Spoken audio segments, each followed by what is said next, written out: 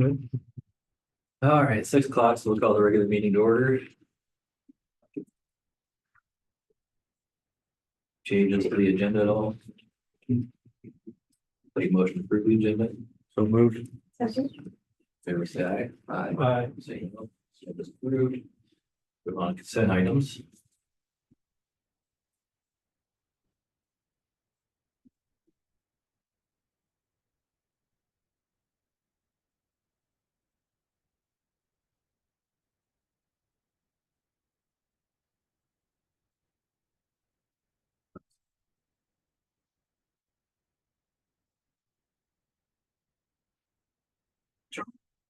Five items.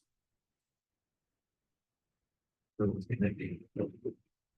I've got the agenda at least. There it goes.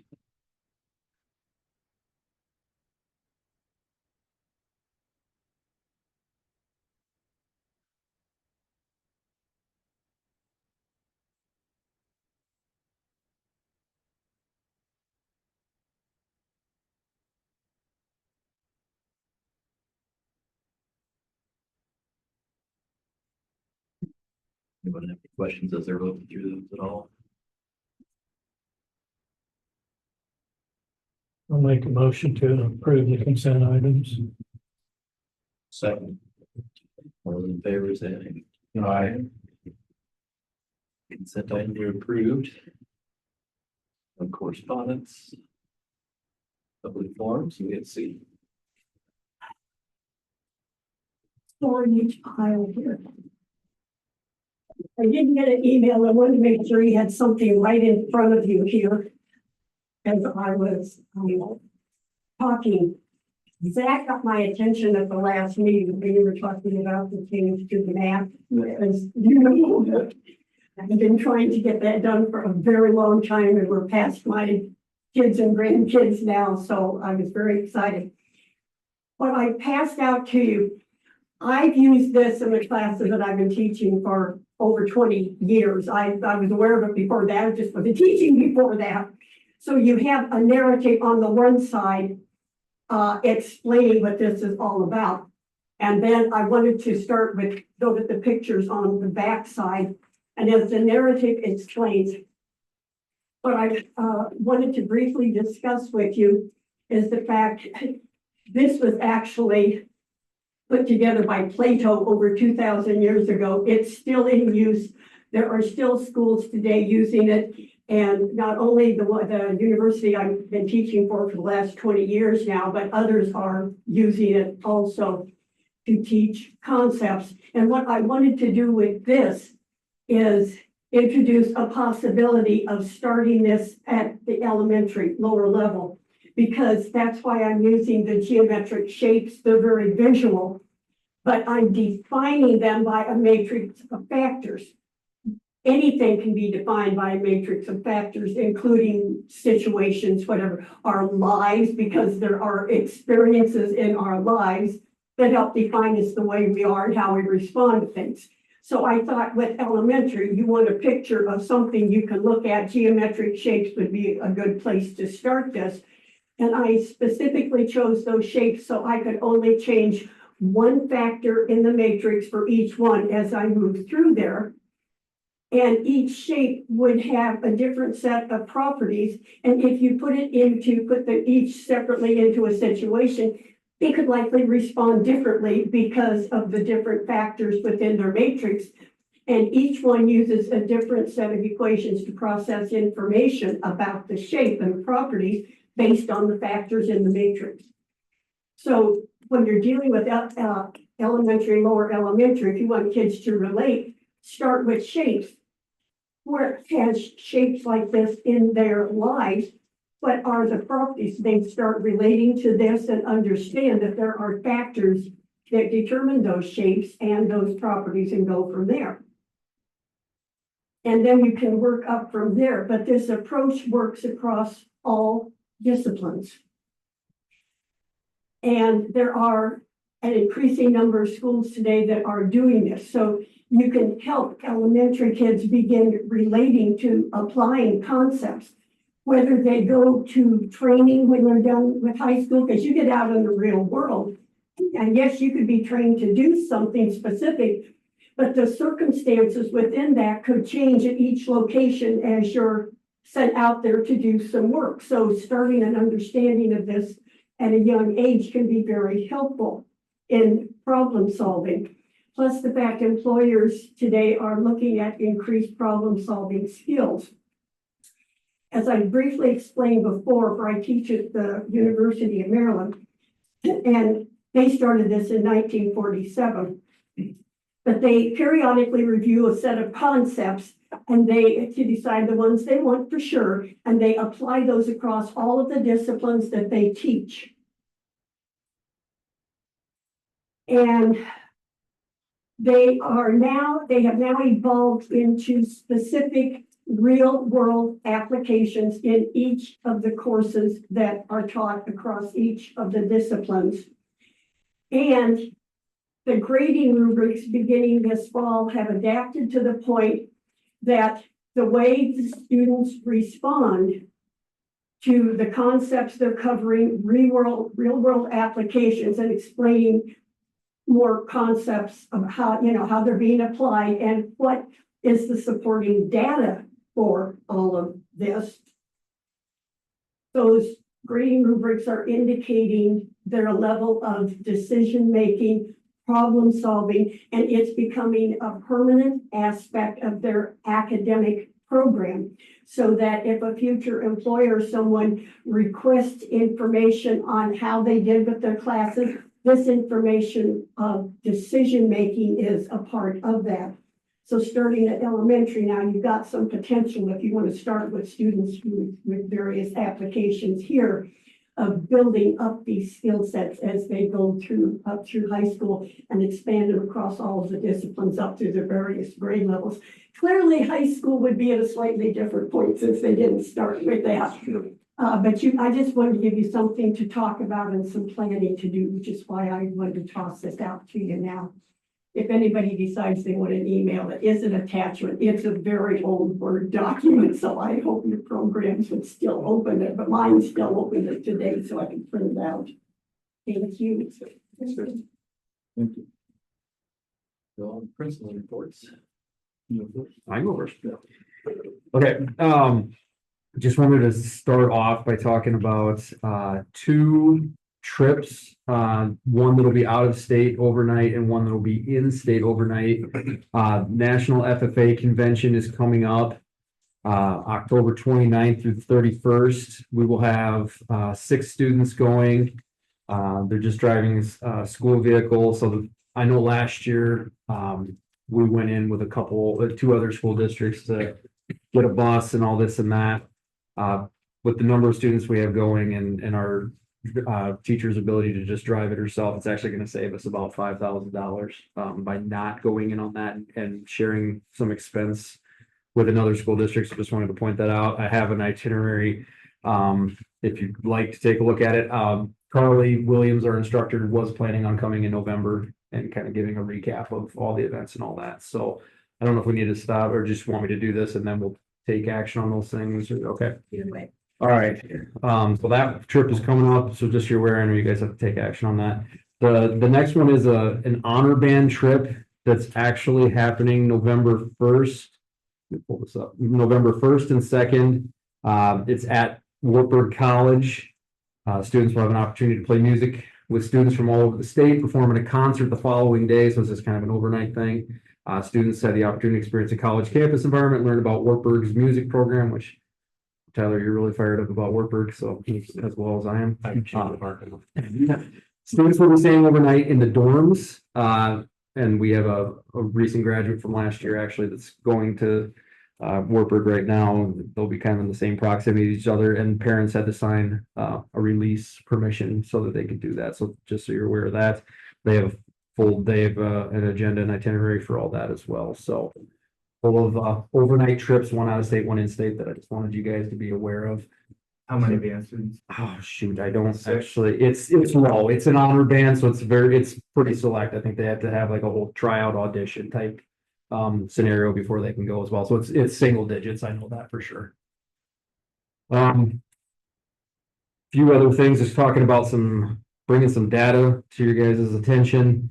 So I wanted to talk about a little bit about behavioral data, some attendance data, and our DNF list, which is a little, or it's our F list actually, which is a little incomplete at this point with midterms coming up this Friday. But in comparison from last year to this year, we are down in the total number of office referrals.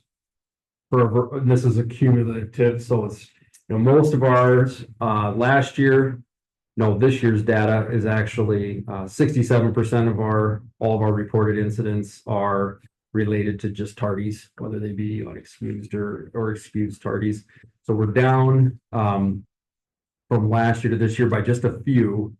But I want to point out that we actually have some better feel and control systems in place for documenting our data, which we just didn't have that in place last year. So who was reporting what, who was documenting what events? It was very hit or miss last year. So I'm actually very, very happy. This year, the number of total documented incidents that we have is actually accurate. Last year, I can't say that it was actually accurate, but we're still lower than that, which is really good. That was pretty much what I had to say about that. Absences, there was a lot, we have a lot of really good data in comparison to last year. Our absent unexcused total numbers, last year through October 10th, we had 11 and a half days. That's just across our total student body of unexcused absence days. This year, we only have 4, and that's across 200 plus students. That's actually really, really good. Chronically absent this time, or October 10th last year, we had already sent 4 certified letters to 4 different families. This year we've sent 0. Total class periods missed, that would be excused or unexcused. Last year, at this time, we were at 339 periods across the board for all of our students. This year, we're at 226. So significant attendance improvements that I'm actually really fired up about. So just wanted to kind of share those things with you as well. And then the last thing I wanted to just talk about, and this is, I'd actually like to come back to this one next month because our midterm is this Friday. So when we ran the report last Friday, kind of apples to apples last year to this year. Last year, again, we just didn't really have the systems in place to be able to pull reports. We just weren't, grades were not live like they are now. And because of that, in the way we were doing it, and the way it was coded last year, you can't even go back and see the total number of Fs you had until it's actually published. It's a whole JMC thing, but it's just the way we were kind of doing some things as well. Currently, right, as of this past Friday, though, we do have 36 students that do not have a passing grade, and I would like to report back to that after at our next board meeting, because we'll actually have a full midterm finalized published grade report. So I do want to come back to that one. So just so you're aware, this is kind of where we're at right now, but I will be getting more data soon. So it's like maybe out of the 36, one of those could be one kid, one period, one class. Yes. Or it could be one kid, multiple classes. Yes. Unfortunately, sometimes the same kids struggle across the board. So yeah. That's what I have for this month. Sure. Yeah. Sorry. No, if we need to do the approval, we can. I was just gonna ask about, you knew that the data last year wasn't for the office referrals. Anecdotally, does it feel like you're having fewer issues, or does it feel about the same? Does it feel? I would say this. I would say it somewhat feels the same, but unfortunately, I talked briefly about our tardies being the majority of them. There are a handful that take up almost the majority of that. So it's like you have a handful of high flyers, whether it be tardies or other office referrals, and they take up the majority of that number. Across the board, the average number that our students have is very, very minimal. Just a few that really spike the data. And the complexity or the level of the behavior issue, is that changing at all? I would say, I didn't actually print that off. Most of ours, so we document them now by whatever the occurrence is, and then we categorize them, whether they be a major infraction or a minor infraction. the vast majority of our tardies are all minor, like these are minor infractions. The vast majority of ours are minor infractions.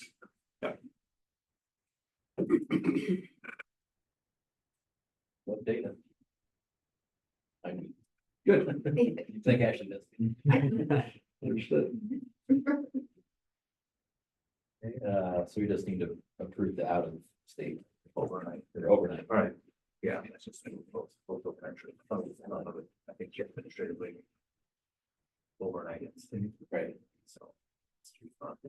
just the FFA. Whatever. Yeah. Whatever you want to do. We have a motion to approve the FFA convention trip. Students, Second. favor say aye. Aye. See no, trip's been approved. Everything else replay. Thanks, guys. I'm gonna pass out some handouts for you guys. First one coming around is math. Second one coming around is reading. And this is just our cohort data, so we keep track of this from our fast testing in the fall, the winter, and the spring. So you guys hear me talk about that a lot. So they're gonna look very similar. Obviously, there's less data points in math. We didn't start tracking it until a later date. But there are some significant things to pay attention to when we look at some of this stuff. I'll walk you through, like, for this instance, fall of this year, we're talking about math. We were at 84% proficiency or at benchmark in math for this particular fall testing window. On the flip side, in the reading one, we were at 76% at benchmark at this window. Both of those are the highest they've been in the fall.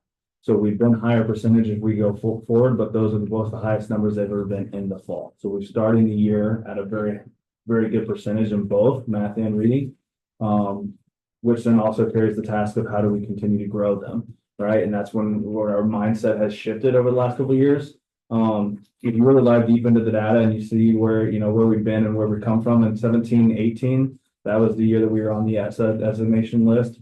And the progress that we've gotten from that time till now and all the things that we put into place from then to now is pretty impactful just to see where we were from then to now. As you look at the data, you can see the cohort is so by color. So you can follow a grade level all the way through and down and across.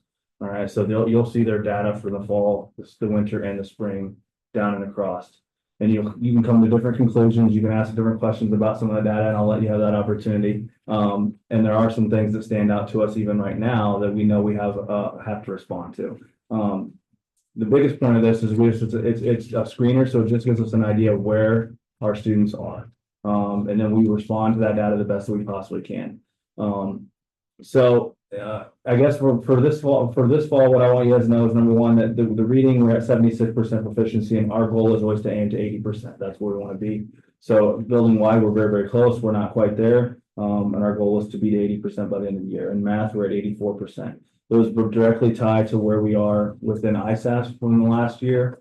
And ISAS, we were 80% at benchmark for proficiency in reading and 84% in math. So it's very direct correlation. So the whole reason that we're doing this is kind of giving an idea of where we're going to end up, give us an idea of where our kids are going to score in ISAS. This also does that, and it's a pretty direct correlation. So to me, what we're looking at is just the data that we're tracking over time to see where we can intervene, where we can respond the best, and also keep track of data through and over time. So I'll let you guys ask some questions as we go or as I finish over here, but we are where we want to be, or really close to where we want to be in both math and reading. It's taken time, it's been a lot of hard work, but with that comes a lot of great conversation. So as you guys know, in the fall or the winter and the spring, after these screening is done, we always have a data day. So we've had a reading data day and a math data day. We brought in consultants, one for math and AEA for math. And an outside consultant for reading this year. And really they're there to help provide support, but also to give any ideas of how we continue to move forward and progress and give us different resources or tricks or tools. Those were two really good days of conversation. And we're always talking about collaboration and how we continue to get better as a team. Those days, we sit for an hour at each grade level and have deep conversation about what's our data looking like. And then all the way down to individual level on what interventions need to be put into place for this particular student, what enrichments need to be put in place for these particular students. So it's a deep dive on those days into what we are going to do in response to our data, and we have multiple pieces of it. This is only one piece that we'll use.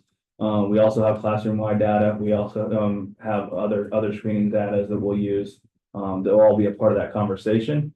But it is a testament to us following our mission and vision and making sure that we're using data to make decisions. Also, we've started a benchmark assessment program or our system this year. And what we're looking to do for that is making sure that our instruction is doing what we want it to over a 6-week cycle of time. So I talked about that a little bit last time as we introduced Atlas, all based on 6 weeks intervals of instruction. Now we're giving a benchmark assessment that is common among the grade level at the 6-week benchmark time. We'll then come together as a BLT and look at that benchmark assessment data to kind of see, is this in line with what you're seeing on your formative assessments? Is this in line with the stuff that, or the data that we're seeing on the screen? So we're having multiple conversations around data, using multiple avenues of data to be able to come to these decisions, all built around collaboration and our teachers doing what we think are best in order to make sure that we are ensuring high levels of learning for all students. As you look at the data, I'm sure there's some questions that you may want to ask, or if there's some clarity on what it is that you're looking at, anything at all that you have for me.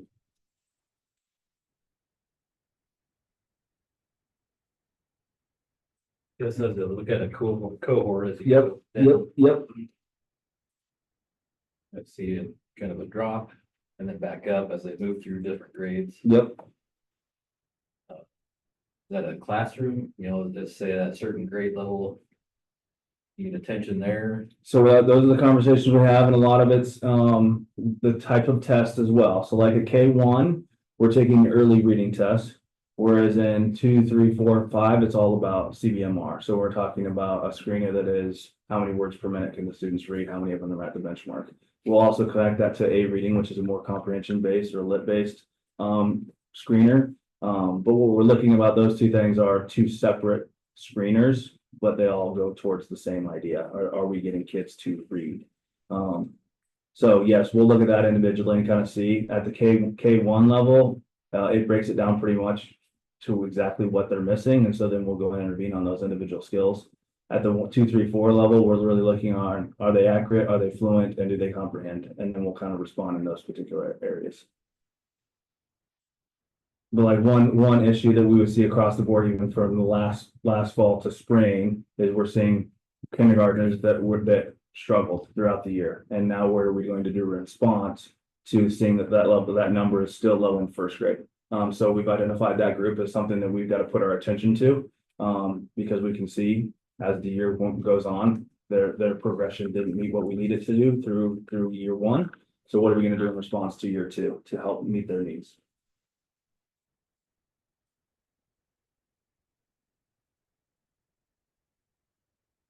It's baffling to look at. You think you see consistent, the big drop happening between K and first because they don't have a transition to go back to. But then there's prior years where it's a totally different story. Correct. I appreciate it. And I assume you guys look at it. This is aggregate for that class for the last level, Yes. but you guys look at it separately too, just to understand if there's major variances. Correct. Is the screener always performed by the teacher of that classroom, or is Yes. it done by? Yep.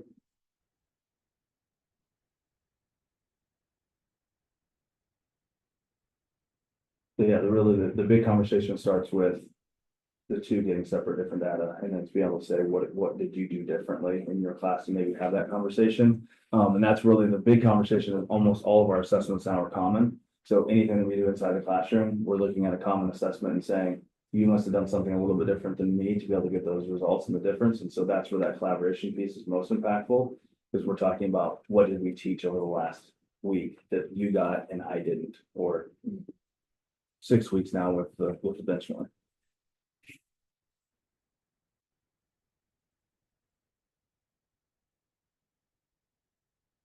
Like I said, Sometimes these conversations probably aren't real easy. No, It's good to have. correct. And that's been an importance as we've put in PLC and all that over since 1819, when we started that process. It's been a long process, but again, we haven't had a whole lot of turnover either. So now you're looking at, closing in on almost a decade of doing collaboration and, grade level teaming. And there's no question that we're getting stronger and better at it because, like you said, there are tough conversations in there and we've had them. So, Yeah, I mean, that's the positive is that although there's a lot of variance in between levels and where they drop off as a whole. Yep. We are getting stronger, so in theory, those that have the weakness should be better off than they were 5 years ago. correct, Definitely 5 years ago. correct. The- Yep. And just think how far ahead we could be if we wouldn't have, Mhm. like, Yep. the fighting back from You can see that. Yep. that. You can see it clearly.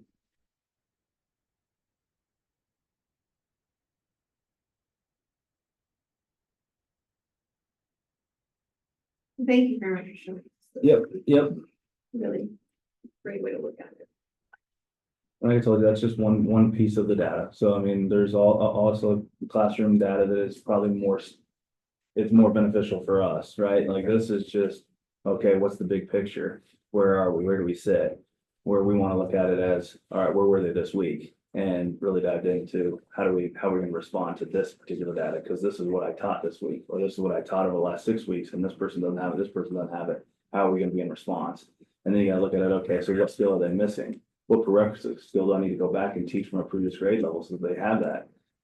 So those are the most impactful conversations on our end. This is overarching, where are we trending, right? And so I think if you look at it, we're trending in the right direction, at least the data is suggesting that, right? So how are we gonna continue to show that it's gonna trend in that direction is not a question for us.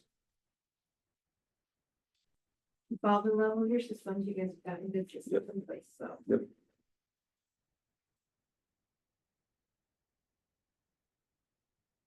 all I got. Thanks, guys. Really, from your Yes. perspective, Yes. are the kids handling the longer day? Like, are you getting any more from the teachers that they're having to set longer than the one before? Or, No, they've all put things in place to help support it the best they can.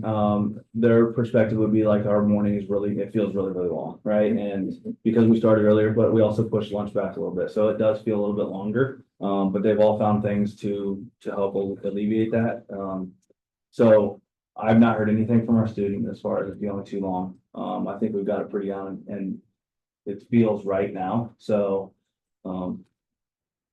I'd say that everybody said it's pretty positive. To this. I do have other data that show, the one thing that we did talk, or you talked about was behavior data. To this point of this year, let me just make sure that I have the number right. Last year at this time, we had 91 referrals. This year, we have 38, so our referrals are down significantly.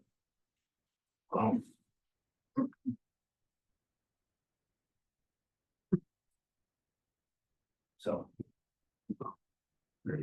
And your data from last year was probably pretty reliable Yes. compared to the. We worked really hard over the last couple of years as far as the data collection piece, because we were very similar, where it's so much based on what one teacher is willing to handle, or Yeah. I'll allow that, right? And so trying to be as consistent as possible and putting these behavior matrices in place to say, if it's this behavior, this is what happens. If it's this behavior, this is what happens. And then having a very consistent process on how does that get turned in? And so really what we wanted to do is make it as easy as possible for teachers to be able to get the data to us. Because a lot of it is this person did something, I'll wait till later and fill out the sheet and then forget and not do it. And then now the data is inconsistent. So making it somewhat as consistent as, or trying to make it so that teachers have the ease to do it in whatever way they want. Some people input it right away into JMC, so it goes directly in the system. Some will go still back to that sheet system that gets handed to Amanda, so there's a chain of command. But yes, we've found that way to be able to say, this is this is the behavior, this is what you respond, if this is a minor, this is how it looks, and if this happens, this is a major, this is how that looks.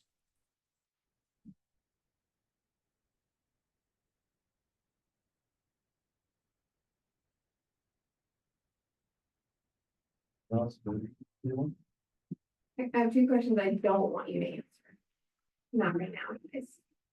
But I was listening. They're just a ponder like for next time to answer. It's what are you most excited to accomplish this year?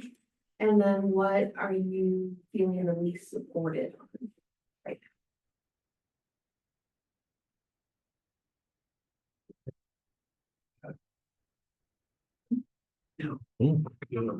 Maybe homework. Mhm. That's what it is. Take it. Yes. now? But God,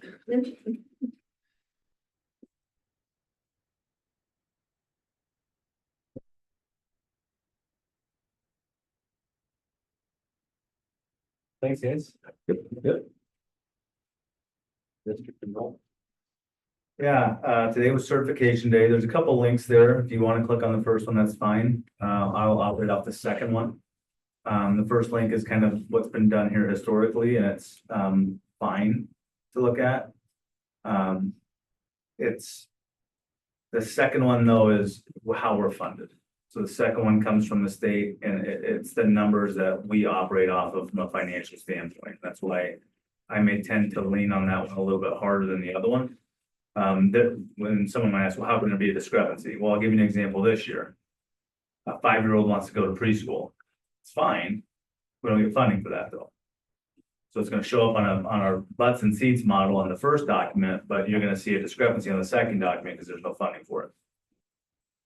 So as I look at the second document, the chart you'll see will always, because of the time that we look at it, come up to October of 2024, but unfortunately our meeting falls at a good time. So on the last page, you can see our certified enrollment numbers for this year. They're certified as of today, so those should be accurate.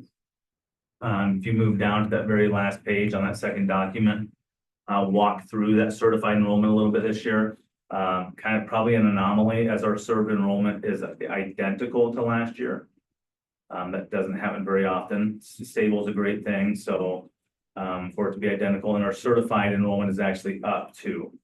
So our certified enrollment, those are students we get full funding for. Now we have some that we pay if they're open enrolled out, but you can see on that second column, resident public students attending another Iowa public school district. Those are students who are open enrolled out of our district. Last year, we had 25, this year there's 18.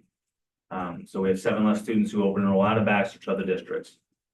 Our resident student count compared to last year is up 9, our open enrolled count is down 9. I've made some notes there because part of that was a family that was open enrolled last year moved into our district. So that automatically adjusts the numbers to make them resident instead of open enrolled. The other issue is in the class of 2025, we had 11 students that were open enrolled in compared to our kindergarten that only has 7. So we're behind 4 there automatically, right?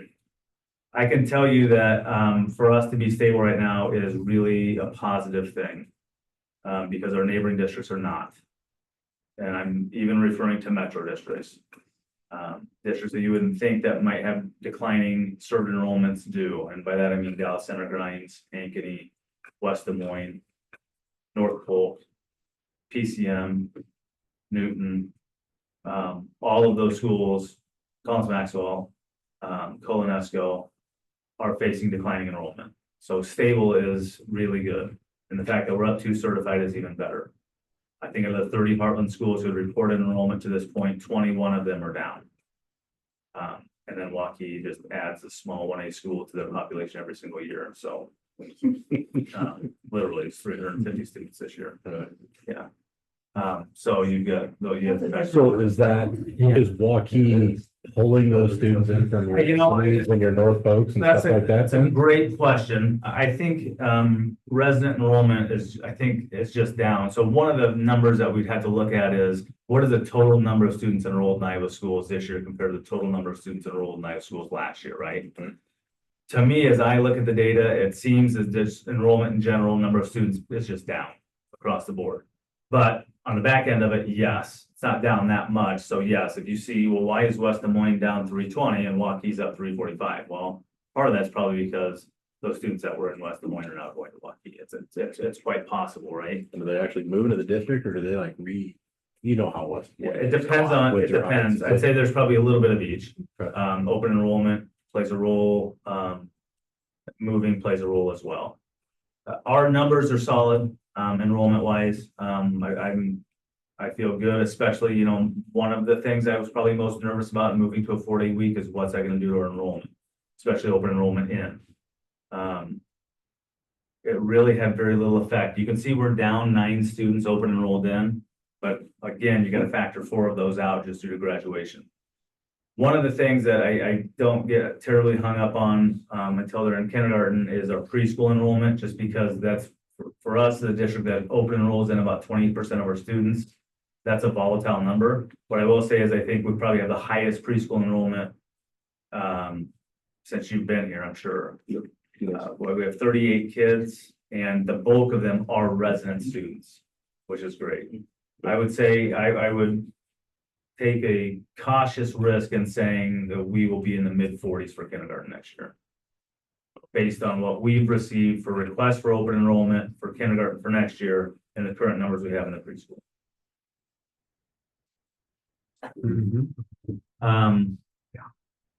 Questions? I just love the summary comparison, that last page. Makes it very clear. So get rid of the first link and move to this one from now moving forward. Personally, That's the easiest one. That's what he wants to do. Yep. It's interesting looking by class though, like. It is, yeah. Roll there So the smaller, I'm sorry, go ahead. Good. Like it was like these smaller districts around us that are declining. We just think that's a lack of kids going to school then? Having, Are they going to a Waukee because parents work in Des Moines? getting or- to speak on both ends of the spectrum right now, given the other district I'm in, that's not in the same position that Baxter is from an enrollment standpoint. There are less resident students in general. Well, they talk about there's less people having kids, or they're having fewer kids, so Right. it's just like a problem. Right. I'm curious to know, if the numbers that you see, does that include private school enrollment, or is that just public school? Or, When you talk about like the state of Iowa enrollment numbers overall, does it include the private school enrollment? no, I don't think so. I'm just trying to figure No. out, did that voucher system have any Where do you- impact on the public school enrollment? Or did it just give those schools it's quite- money? in the metro area, quite, Yes. most definitely. Okay. Not rural. I don't know that that would be a factor in the rural areas, at least from my experience in the 2 districts. I don't think so, but certainly in the Des Moines area. But we do have knowledge that basically those private schools, so, you know, they get paid from the voucher, right? But instead of just being okay with that amount, they just doubled the amount that it Yeah, costs for them to exactly. go, you know, so they didn't alleviate the problem, you know, still it's the rich. Put money and gave it. Like what you're saying, though, say if the statewide public school enrollment's down 10,000. Yeah. Because some of Private that school 10,000 might be- going to private school, which is just overall kids. I think, Yeah. I think it depends on the area. I think the rural demographic is just down in general. And then I think your urban demographic, as far as why there may be less kids in the public school district, is because they have those private school options. as well. Resource.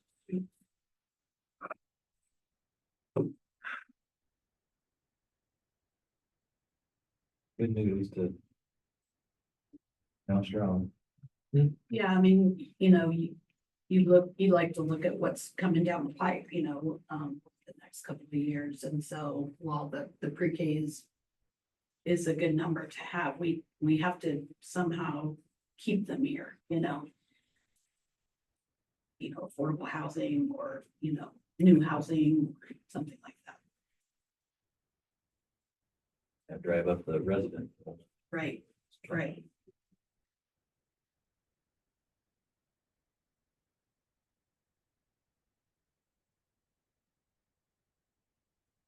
Questions about the enrollment data so far?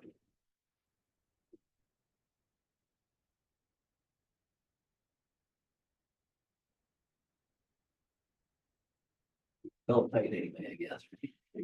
Yep.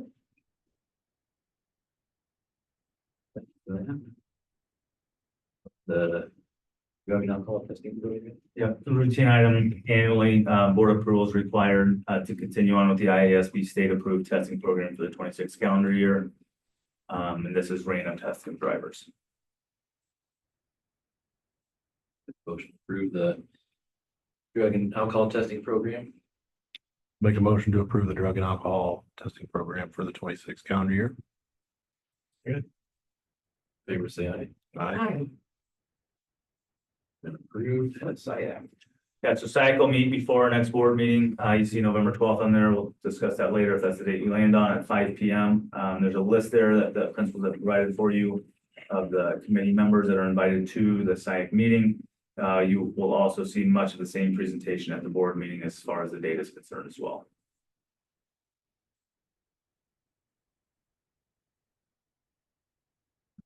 So I attended last year. 5 were attended. Total, including. So, and it looks like our list is fairly similar. Not that they're not great people, but ours. We need to get like that pre-register, so we know we have a minimum number of people. Have you guys heard back? Everyone that I have on the list that would be secondary affiliated is confirmed that date would be. Of November I 12th. mean, it's what But, we can do, right? yeah. Okay. Yes. I mean, that's the thing, but they did that last year too. So like, That's fair. confirmation is always, you know, I think it's one of those where it's maybe a reminder that maybe. it I needs would to say, be I sent think out. if we can change our approach in Yes. some way to try to actually get feedback in that meeting. That's. Can we back, I was just looking at that first document back on the enrollment. Yep. And I look at our third grade classes and we got 23 in it. I mean, that's kind of dangerously close to, we had a number at one time we'd set whether we were gonna split or not. Yeah, I think. Has that conversation been had or? I think what we have to look at in those areas is an anomaly. Meaning, are we gonna combine it for 1 year and then our next 3 down the road are 40, right? And so we can afford, if there's 1, maybe 2 of those to maintain what we're doing. But if we see it being a trend, then we need to start having a conversation. We go down to a single section. It's almost harder if you have 1 to try to go down to a single section, this grade this year, this grade this Follows year. it through. And then all of a sudden you've got 37, 36, 37, 38, and you need 2 sections again, especially with hiring. It's a great point. I think it's what we want to be cognizant of is do we see that as an anomaly or a trend line? And my daughter Lucy's class was the small class that they did that with. And it did seem to create chaos because teachers could shift it around and there wasn't consistency. And so that's where I agree. If it's 1 class and it's close-ish, it goes back to keeping our systems. Magic number, John, if you want to ask me what I would use, is 25. And That most seems like kind of what it's 24, 25. most of the, if you can stay above 25, 25 is a terrible number, right? Right. Because it's almost too big for 1 and too small for 2. Yep. But if we can project out that we're staying really above 30, you feel really comfortable, right? If you have 15 in a section, if we can project out that we're staying above there, great. But if we saw, and even the 2 around it are 29 and 27, if those were 3 or 4 students lower, I think the conversation would have been needed to have been had of, we've got 3 classes in a row where we might be 1 section. Fortunately, as we look in our lower levels, that's where our highest numbers are right now. Mhm. So that's where I remain optimistic that we're gonna stay in the 35+ range as I look at our kindergarten first and preschool. Second is lower this year. We've lost a number in that. Is that the group that we lost number, or was it third? From year to year, What do you mean?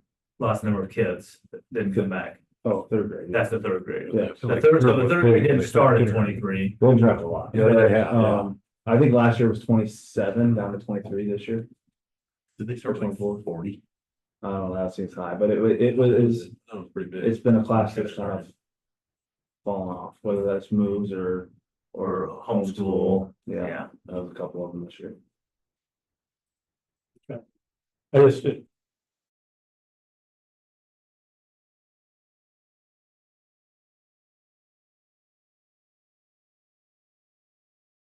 them at that number. Yeah, Maybe an interesting experiment, do they have higher test scores as a whole because they have more one? that's what you'd expect. That's what I would My expect. kids been there, so. Lucy's classes actually, they've kind of pulled numbers. We're cool with the don't have no bell. Okay, sorry to take us down that rabbit hole.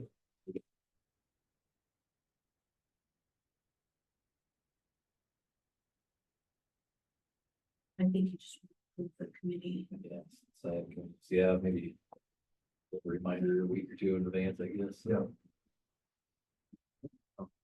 Yes, we have a motion to approve SiAC committee for 526. Second. Say My. Aye. aye. SiAC committee, open enrollment. And you correct me if I'm wrong, I think this is for 26, 27. Is that accurate? Yes. So this one is actually for 26, 27. I anticipate we'll have a number of these as we pass throughout the year. But it's Kate, Cody and Katie Doherty for their son Cade, will be a kindergartner next year from noon.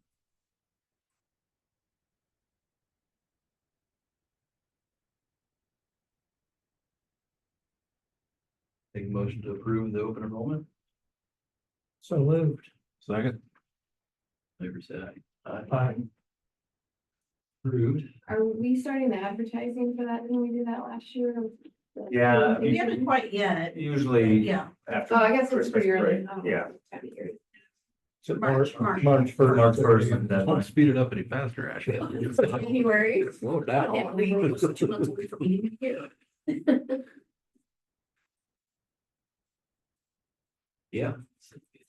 So I think we have pretty much wrapped up our control switch to Whitman's, which was great, because we did have a period of time for about a week where we had no access to controls to part of the building. We called both companies, and Woodman's came, but they had not been able to migrate everything from Johnson at the time. So we called Johnson, they couldn't be here till Friday that day, which was fine. It was only 90 degrees on October 2nd, so that's a pretty common occurrence. It created some unnecessary changes. One of them was we had the pep rally and homecoming stuff out at the complex, and I thought that being out there, it went really well out there. Yeah, I would agree.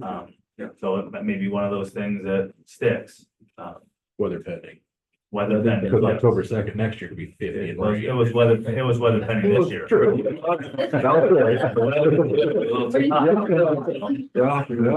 Valid point. So we got that switched over and we have access to all of our controls, which is great. So that's who we'll be able to work through. It's gonna be, they're a little more responsive, and I think more importantly, they're more willing to work you through issues rather than just send a tech out. So. The next one on here is a history of Baxter sign. You can click on that link there. Baxter Chamber of Commerce has been working with a group of Baxter historians to develop the history of Baxter signs. In the school, they'd like to include information from the original school that was built in 1890, then torn down in 1914 to be rebuilt again. They will then also include all the additions that came thereafter. They're hoping the sign can be placed on the south side of the school where the old school sign was located, since we do have a slab there already. So hopefully minimal work. So you can see there's an example of the frame that the sign would be on, as well as they say a very rough draft of the sign insert itself. Are they seeking approval of this tonight? I mean. Do we need? Got a neat idea. Yeah. Probably since it's gonna be placed on a Probably property. should, yeah. Then yes. Okay, so they're seeking approval of the ability to do this on that slab. Price is right for us. Yeah, I'll make a motion to approve that. I'll second. Favor say aye. All right. The next conversation is kind of the ag building, and maybe to tie into that, I've had some conversations with a couple of you about the grocery store being for sale. So we've talked about, would that be something the district is interested in? It sounds like maybe the city is looking into that as well. We kind of tossed around the idea of, and that is not official, this is just an idea. Would this be an opportunity, if maybe the city were to purchase it, that we could look at remediation with the library? Since that's been kind of an issue of security, would that be a possibility to maybe look at something like that as well with the city? I don't know. You say put the city library, if it goes down up. Tyler said that, yeah. Okay, I'll say, yeah, it's put the city permit, city library up on Main Street is what the thought is. It could be a possibility, I don't know. You know, would the district be interested in purchasing it for use, either for ag or something else? Right. It sounds like maybe there's some ideas floating in general. So I think just get some thoughts on direction, both with the ag building or interest in that building as well. I think them getting egg kids getting back and forth between the egg building now is already sketch and bigger scary risk than the library. So I think it's a challenge if that's your egg facility. Be more interested in pursuing the renovation of the current. That's the cost, I think, okay? It's about that the other day, just the time, you know. I mean, how many times they late get from across the road over here to Glass or. Not very often, but we're at another 2-minute walk up there. Well, what would the cost be to renovate that building there on the inside too? And they might be looking at the same. You know, that might be a bigger deal than just renovating this one across the street. I mean, you got a shell, but we've all been inside, it's kind of rough in spots. Because we also talked about part of the reason we're renovating that is also for storage, so you're still gonna wanna do the renovation. So you can actually use that building. Unless you're planning to move the storage up there as well. Within that, I did receive something from GTG today. That's the company that's come out and worked on this in the past as far as estimate goes. They're still kind of drawing up an estimate, but they've drawn up like a contract agreement, construction manager type agreement, because our architect is involved. They would help in that process. I will get that to you guys soon, probably by weekend, so you can take a look over and see if that's the direction you would want to go with them as well. I still don't know a number out there. I mean, that's still something we're waiting on, obviously, which is going to dictate a lot of things. But I think from their standpoint, they're going to come out and do all this work. Again, I think they want some insurance that if we move forward with renovation, that's who we're working through. But like I said, I'll get that information to you. And I guess I don't know. I'm not 100% sure what the city's interest is in the building up there either. I don't know. I just don't know what the directions they're taking with that. So we were talking about Monday night, but here. Yeah, it's at the council meeting Monday night. They're talking about buying it and then reselling it to Lindsay Bethers for the daycare. A portion of it, and then a portion of it, like the south part of it, where there was that separate entrance or that could be leased out to another bit, you know, it would be a storefront for another business. So I don't know. Lindsay said that there's like a baby boom or something going on in town, that she's got like 10 ladies that are gonna have babies between now and January that want daycare.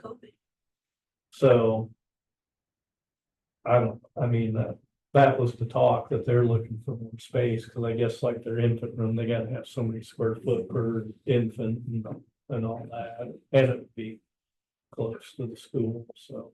I wouldn't think you'd wanna have another business next to it though.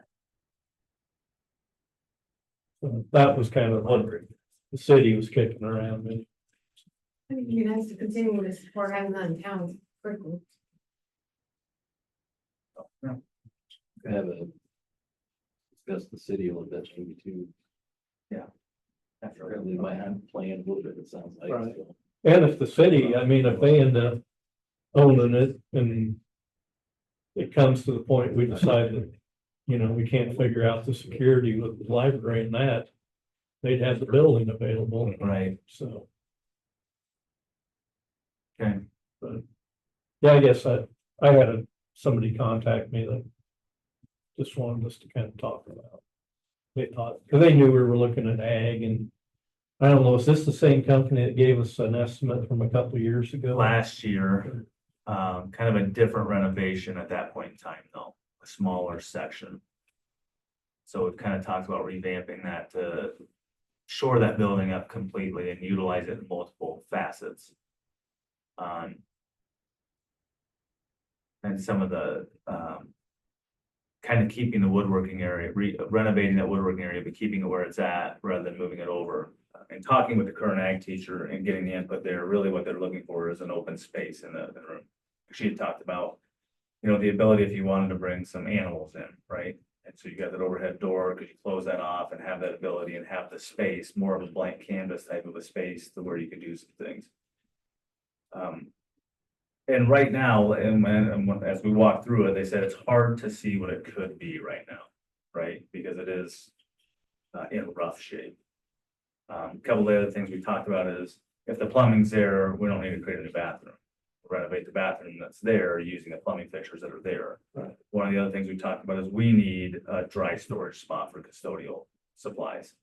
The way we purchase them now is not really efficient financially. We'd like to get to a point where we're making large purchases once or twice a year, because when you do that, you get a larger discount. So if we could use a portion of that for storage for a custodial department, for us in the long run financially, that'd be beneficial. And then like the classroom area, where, I mean, we fought leaks and that. That's one of the things they had Put talked new about. steel on it or Well, that's what something like they that. talked about the classroom area. Number one is getting someone out here to look at the roof, right? Yeah. Because that's what and they said that last year, like you need to. Cause get I mean, this- we can. Like I was telling Corey that an Amish crew, they did my shop out there. I mean, they take the old steel off and have new steel on, like. Pretty darn reasonable, so. And they kind of left the roof to us, John, just so you Okay. know. Okay. Their renovation is us repairing the roof, which I said, that's great. We can either, we can figure that out. Do it, yeah, so we won't be locked into Correct. 3 times the price for them Correct. to do the steel. Yep. Okay, perfect.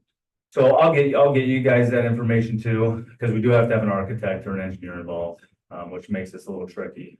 That's going to put us in a kind of a tough spot as far as who's willing to come out and even look at it and give us a price for it. I'll get that sent to you this weekend.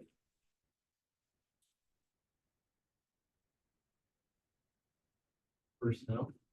A couple resignations. Ian Thompson is high school boys assistant track coach, and Amanda Mormon is basketball cheer coach. You'll see Ian is down below for the head spot. That's why that one's there. Amanda's just doing a lot of stuff, right? And I think we're working on a sign up for cheer to see what our numbers are. Yep, it's out now. That we got that out to see what our numbers are. I think we have to dictate first of all, do we have enough? I think one of the concerns is, do we even have enough girls interested? And so once we figure that out, if we do, we'll post that position. Contracts are our ag teacher Carly Williams, as middle school girls head wrestling, pending appropriate licensure. She's working on that. And then Ian Thompson is the high school boys head track coach. So. Resignation. Please. Motion for the resignation of Ian and Amanda. Second. Favor say aye. Aye. Resignations are approved. Approve the contract for Carly and Ian. Hello. You get. Second. All in favor say aye. Aye. Contracts are approved. Again.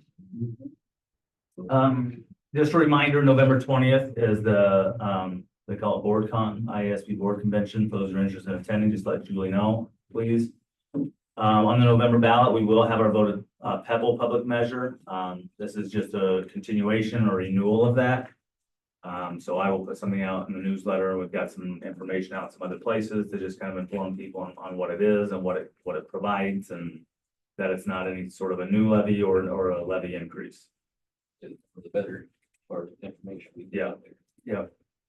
Iowa school performance profile, it's out. I will dig into that more at the November meeting. I'm just gonna get it from the SIAC committee first, so they can see it, and then you'll see that information. Ours is solid again. We remained in the same commendable categories and took some strides forward in some areas, and so it was good.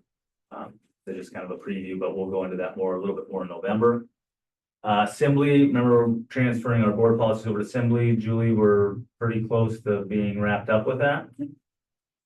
So that process has gone pretty quick and smooth, and we're just kind of aligning some policies with IASB or, Maybe, weeding out, alleviating, yeah.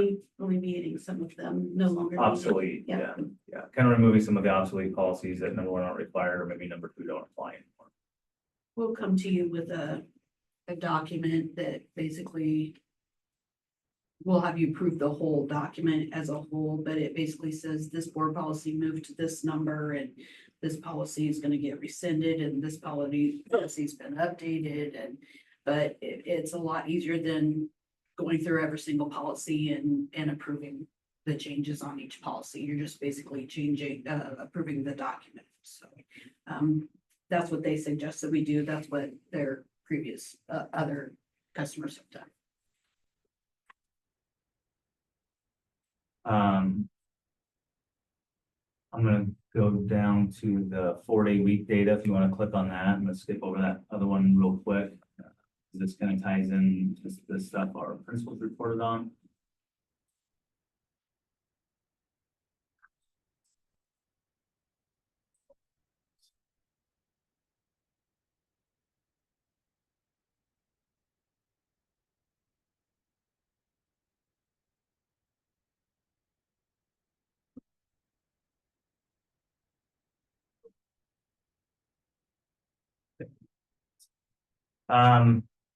So you can see this is student and staff absences. The October 8th is just the day itself. Year to date, on there comparatively is kind of what we looked at as like through October 8th of last year, we had 96 staff absences. This year we have 52. That number is promising. I mean, that's kind of what we were looking for as well. I stopped on the 8th and didn't go through the 10th because if you're not aware, on the 9th and 10th, we may have had the most absences in the last 10 years that it's had here. So I didn't want to skew the data too much. I think we had 50 kids out the one day. We were probably on the verge of having to maybe even shut school down on Friday, but we did get through and I think we bounced back this week. So Were there other schools fighting the same bug or not not? like this. And it was really centrally located in some lower elementary classes. So, but positive news really overall is as you look at absence, comparative absence data. You know, we had 488 student absences, it's 374 this year. So probably numbers we expected, but also data it's good to see and that we can look at from a comparison standpoint. I know that we haven't had to hire nearly as many subs this year. So that's another way we can keep costs down a little bit. Any questions on that? Okay, one of the things that I really try to never do is spring new information on you at a board meeting and that you haven't seen before, but I have done that tonight.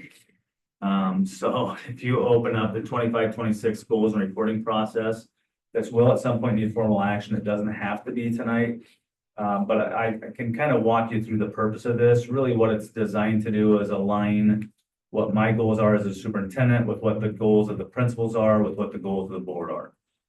And so on that document, you can see we have 3 different goal focus areas. The first couple of points are on there. Obviously, we'll use the district's vision and mission to guide our decision making and consider students first in all board decisions.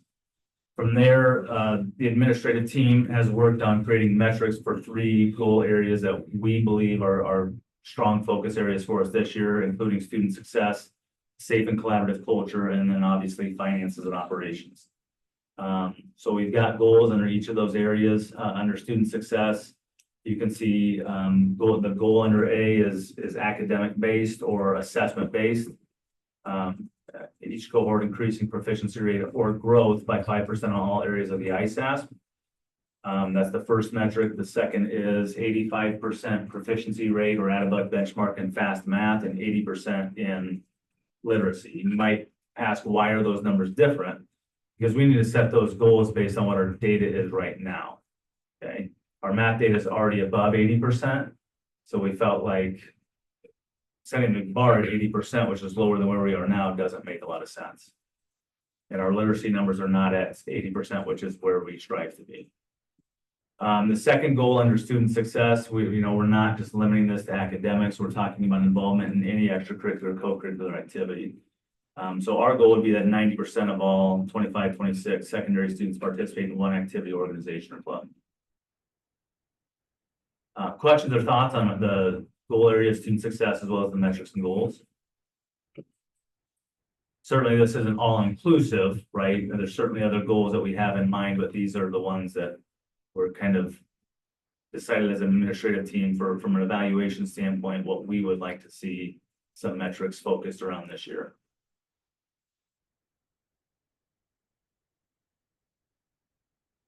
There's a level, these are all achievable.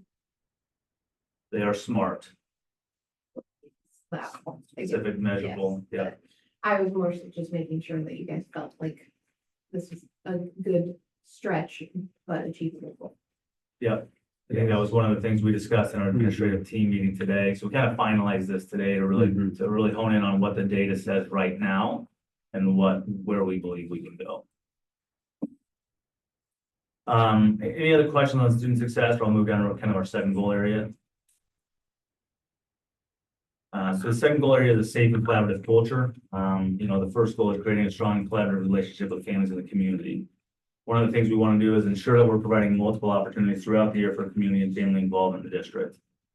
So we want to ensure that monthly there is some sort of opportunity for engagement collaboration.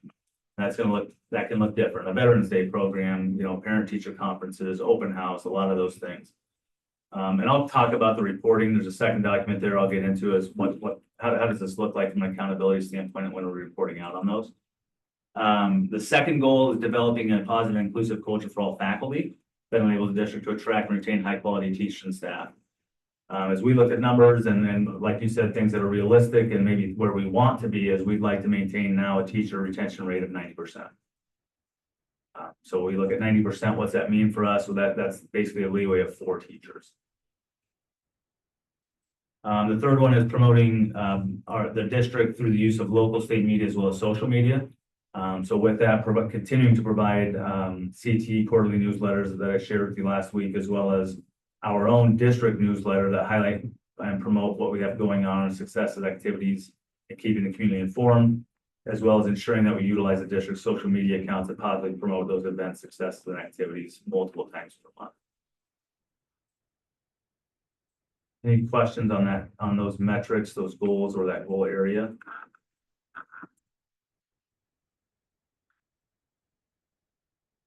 And then the fun one that I certainly enjoy the most is finances and operations. This one, obviously, when we talk about, because one of the questions always is, well, what's this mean for the board? How's this a board goal? What's the board's involvement? Well, honestly, the involvement for the most part is the decisions you make at every monthly meeting are going to impact every one of these areas, right? And from our standpoint, it's ensuring that you guys have the data and the information to make decisions moving forward. That's why we talked about, he provided you with all this academic data tonight, and we'll talk about how often that's going to occur and why here in a minute, as well as financial data. So when we talk about finance and operations, these two, they're probably never going to change as goals for the board. I like to talk about UAB in a percentage. I know Julie likes the dollar amount. It doesn't matter. It's all the same. So we talk about our two measures of health when it comes to our finances, which is solvency in our UAB ratio. So with those two, we were trying to maintain a solvency ratio between 7 and 20. That I know that seems expansive. That range does, right? Well, IASB range is 7 to 17. That's a recommended range. Chances are 20% is where I feel a little more comfortable because we still have some volatility with open enrollment, 28%. That's still a high number of open enrolled students. So while 7 to 17 might be the recommended range, I'd like to see a little more cushion there because of the volatility we have. These are annual goals. That range could change next year. Okay. UAB, the same thing. I think actually the UAB ratio is 5 to 15 is the recommended. Again, I really don't feel comfortable with that. Down here, I would say 25 is where I'd like to see us at. From a percentage standpoint, it's 25. From a dollar amount standpoint, it's roughly $1 million. Okay. So we want to certainly stay between the 10 and 25 range. I'd certainly like to see us at that higher end. The attainability of that in 1 year, no, but I want us to be in the range in a year. Again, that's based on volatility. Our open enrollment here provides a little bit more of that. this metric for me at my other district is 35%. But that's a district 50% over enrollment, so. When you go to some of those things, ISB, and you see these things and they're saying, well, we should be at 5 to 15. Why are we so high? This is the reason we're high, is because we have a little more volatility. When they provide those ranges, it's not provided with GMG, Baxter, or Colonesco as their school in mind. And then the other goal that we've really started honing in on this year, as far as operations go, is revising, developing, and implementing the comprehensive, safe, supportive, and equitable schools plan.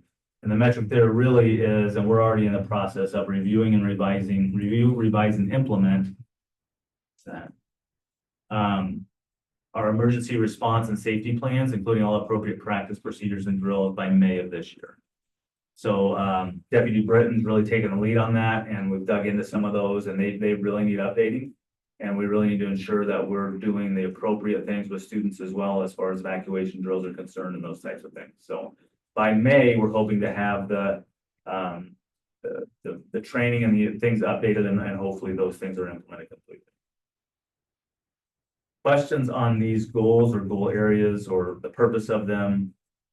Really, one of the purposes is to provide metrics. I know that's what we've talked about in the past. When we talk about our strategic plan, it's like, well, we have these things out there. Do we have a true way to measure them? This fits in with our strategic plan and provides a yardstick for some of those things.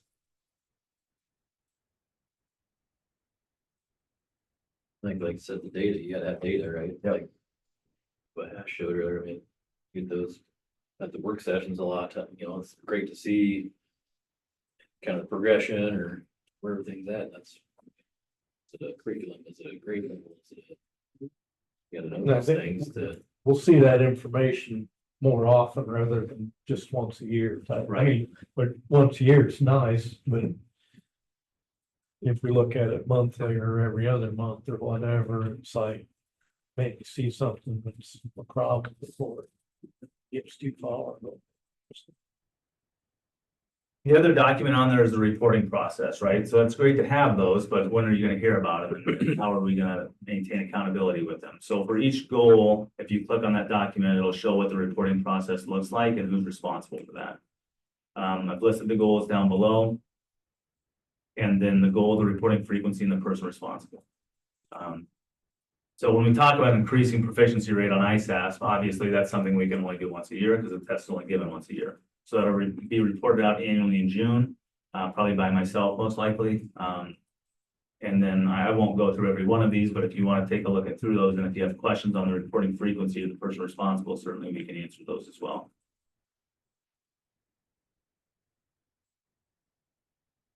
One of the things is we kind of worked through this and talked about how do we measure these things and then how do we present these things. 4C2, which is utilizing the district's social media account to positively promote events, success, and activities. Like, how do you measure that, or how do we push that out? So one of the things that you'll see moving forward on my weekly board update will be the link to our district Facebook page. That'll provide you the opportunity to right on there to click on that, and you can have a chance to see over the past week what have we pushed out on Facebook. Because that's our main. If I don't have Facebook, I can see it. I'll ask Mr. Pickett tomorrow. I have no idea. I don't have Facebook. I think so. No, the Times are saying don't be. I think so. I don't know. That's the way you should know. But what you're gonna find out real soon, I guess. Okay. I think, I don't know. I don't know the answer to that. Really? Like, if you go on the school website, it has an insert. That's true. Embedded. There's there too, right on the website. It's So you can see it there. our feed is on, our Facebook feed is embedded into our website as well. That's how Okay, I go there. good deal. And So- our newsletters are not getting posted there. Oh, it's not on the website? There's one from like last year. No, because we've already issued one out. Okay, we'll have to note that, get that on there. So again, you don't have to take formal action on that tonight if you want to. The reason I put it on there is because it gives us a little bit of a jump start to go ahead and create what our evaluations look like, what mine looks like with you, as far as my goals are concerned, and what theirs look like with me. I don't have a concern with anything that's on here. There's one thing I'd like to consider adding around like just students' perception of safety, so there is that question on the ISAPs or whatever, and that used to have a big weighting. My understanding was part of that section, I can't remember, they called it that, they said they're not. Conditions for learning. Thank you. Oh, the separate Yes. survey. So since that's not going to have as much weight regardless, I think that conditions for bringing information, some will learn that. Yeah. About basically students' sense of safety. And so that has changed, just so you know. It used to be you had to opt out of it as a parent. No, you got it. Now you have to opt in. So we've had those discussions numerous times. Any survey like that we give, we have to have direct parental permission to give. So part of the concern is, what does that do to our group? Ratio. Yeah, we're still wrestling with that a little bit because we want to make sure it's representative, right? Yeah, absolutely. Correct. And it was a little easier before because you could just plan on parents just not turning the opt-out form in, right? And so then they had to take it, but now that they have to opt into it, we're trying to find a way, and we're actually maybe exploring a different way, maybe it's a different survey or something, but I think it's a good point on within that as well. You guys can ponder it, and maybe we don't have the system this year to monitor it, but I think it's important for us to keep a pulse on it. If we can consider it or think of how we could get it done for next year. I think it's obviously a little bit easier at the elementary level, right? Like our permission slips are already handed out and sent in and we have lots of participation, right? And so we would have the ability to do, which we do, because the guidance counselor does minute meetings. So we've already started that process of that collection, and that's one of the 4 questions. Do you feel safe at school, right? And so we're responding to that data already with anybody that has turned in a written consent, right? So we've gotten that consent there, and we'll get the conditions for learning a Baxter one that's not reported to the state, right? In March or April of this year. So we'll have that data year, but again, only because we have 98% of our parents coming to open house that would have signed that sheet, right?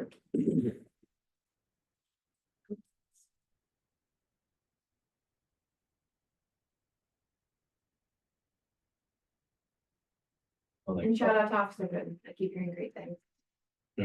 Just see the email today about the drop off.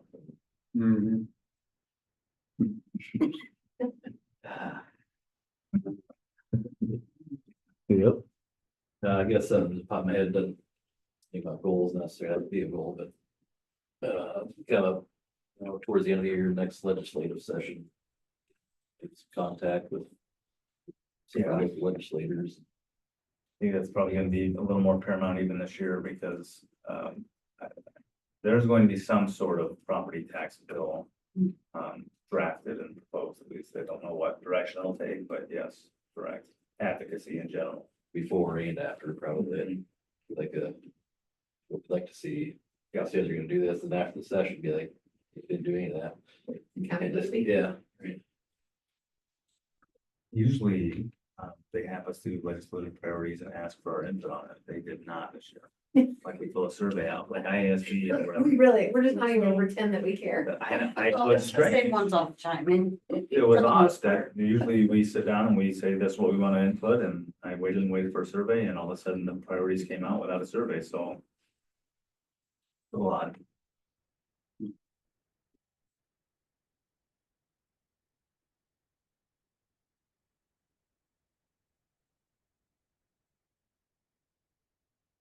A couple of other things on my end. October's National Principals Month, so I want to thank these 2 guys. They're really the faces on a day-to-day basis, and I'm here 2 or 3 days a week, and they are really the ones doing the work here. So I really appreciate the work they do and how self-sufficient they are, especially if I'm not around. So I think we've got 2 really solid principals that do a great job every single day. So I want to thank those 2 guys. Kudos, guys. They say that, sounds weird, but that principal's report's always the favorite part of the meeting for me, I guess, just because you get a pulse of what's going on. Back in classrooms, and it's good to hear. Thanks, guys. And just some tentative dates, and I guess these aren't things we have to do, it's just what we've done in the past. For our November meeting, I was proposing moving that to the 12th. We did that last year, otherwise it falls on back-to-back nights with the IASB convention. Thoughts on that? In favor of? I'm in favor of. I won't be here. a decision. We Good. headed to Don't have a forum, it is. another state, I think. See how it's. I'm good either way. That'd be the 12th. Well, instead of 19th. Then she wants to be here or not. I just, I'll be on my way to Wilmington. Oh. I just think doesn't matter. Do we keep it on the 19th then? Can. I mean. We have meetings Pick it before. up, you know, like a forum for. See, you have it in there, or when maybe it's there. Like with the election, does that go with It is December? not gonna matter. It's December, since we're a 2-county district, December 8th is when someone can petition till, so. Regardless, we can't truly have an organizational meeting until December. Yeah, so that last year was like. Yeah. we Have it by this time, but we didn't have. Yeah. John will still be here. One more meeting. One more meeting. So you guys tell me what you wanna do. Do you wanna move it like we did last year? Do you wanna keep it the same? That would Get the boys back to back night. Yeah. We're back. It's here. Right. Keep it on 19th. You just gave him homework, you gotta be here next. Great. Just like, come on, right? You do homework. it's Don't let out free. You guys are. Yes. I don't think that should be an issue. On the 19th. Should not, I don't think. It kind of depends on the route of due process it takes, but I think it'd be Oh, fine. right. I'd say, so. Keep it on 19th. Keep it on the 19th. Sorry. What's on February? Oh, that's not. It's our conference the next day, right? That's- That Thursday. Yeah. Yeah. So by Friday, we're full. The February meeting, in the past, you had a facilities tour on. I think we've kind of gone back. We didn't do it last year. We've gone back and forth on the necessity of that. I'm gonna leave that up to you guys again. Very few months go by that we don't have topics around facilities, grounds and transportation. So I feel like it's something we are updating on a monthly basis. But if there's something you would like to see on that night, I mean, certainly we can. Or it doesn't have to be one specific night a year. If we're talking about something, we can do it in November or January or March. It's up to As you it guys. happens. As it happens, but we didn't do it last year, so I wanted to bring it up and see what you wanted to do with that. In the past, you've always surveyed teachers on their concerns or issues, right? There is yes. Yeah, I would anticipate we would still do that. I would think it'd be good to see the things that are listed as issues. Yeah, To so understand priorities. yeah, so we usually provide those to you in work sessions. Right. And so I still anticipate doing that. You say I won't be here, but I enjoyed that walking through the facilities and just so you get your eyes on kind of everything. And I'm thinking, seems like our annual board work sessions have gotten a little shorter. If we Right. could incorporate Into that, that into one of those evenings, that might I work, think that would, rather than try to crowd it in, because you always tried to crowd it in before a board meeting. right, And then you only got like halfway through the tour, it's like, oh, we gotta get to our board meeting. Yep. So it always kind of seems Always. cramped Yeah. getting it that way. And yeah. since they're both about the same time of the year. Well, and that was actually gonna be the next thing I talked about, what you just said, is the work sessions can become a little more condensed. So I was gonna have the conversation going one night, or we could put the facility tour in and keep it the same 2 nights too. Maybe that's a better option. So then in March, we'll probably, I leave it up to you guys, but last year we moved the board meeting because of spring break. And budget, we do have to move it because of budget requirements, sorry. So it's a double whammy this year. We've got to move it because of spring break and when we have to turn the budget in, we'll have to move it from the 18th to the 25th. Just as a heads up. Any The different parents trips that are after going to spring break, right? DC, the DC trip is the 25th, so it lost.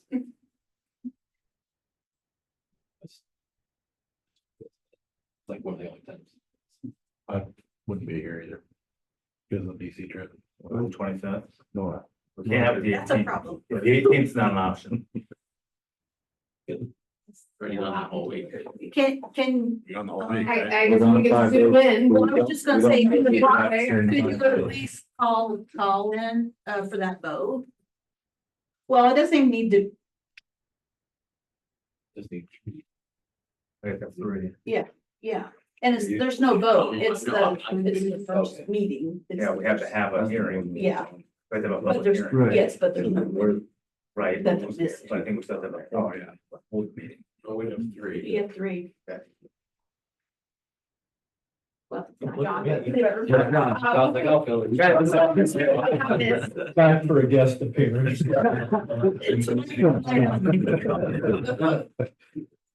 For one, You guys Leave the 20th. usually like a Tuesday or Friday or something. We They don't. don't know, they haven't secured the date, that's the hard it's kind of part. late, it's kind of late. They- Usually we were What's doing that? it around like, say, If it's a Tuesday, if they leave on Tuesday, there we can start saying, we do a Monday night meeting. I mean, yeah, Monday works for me. I mean, we can wait and see what comes out. You know, wait and see until the. Wasn't there like, didn't they give us like a 10-day? It's basically a 10-day window. Yeah, like the 22nd. Yeah. But otherwise, we'll have. Well, Sure. just know we'll need to move the meeting. Yeah. It's gonna have to be later than the 18th because of the way we're starting budget.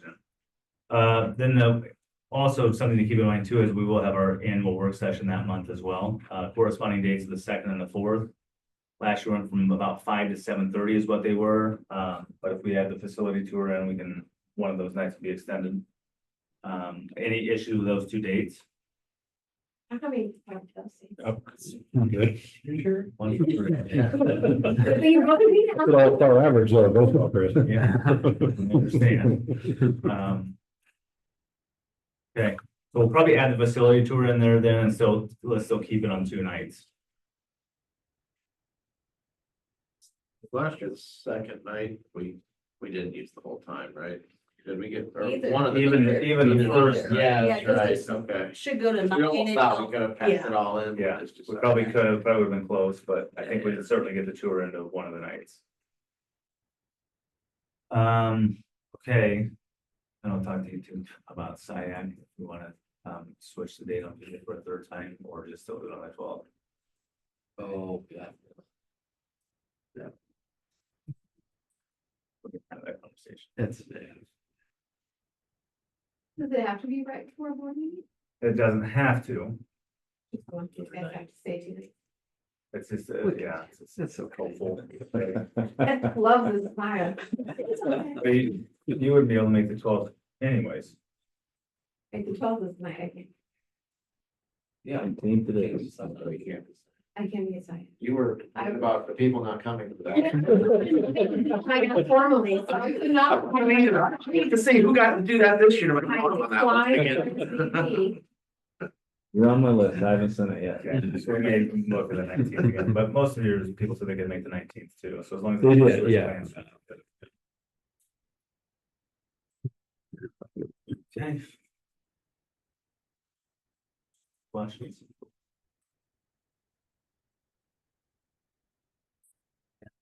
Figure out some dates, I guess. Yeah, really just for the March meeting at this point, right? Because we're leaving November alone. I don't understand. Yep. Yeah. exactly.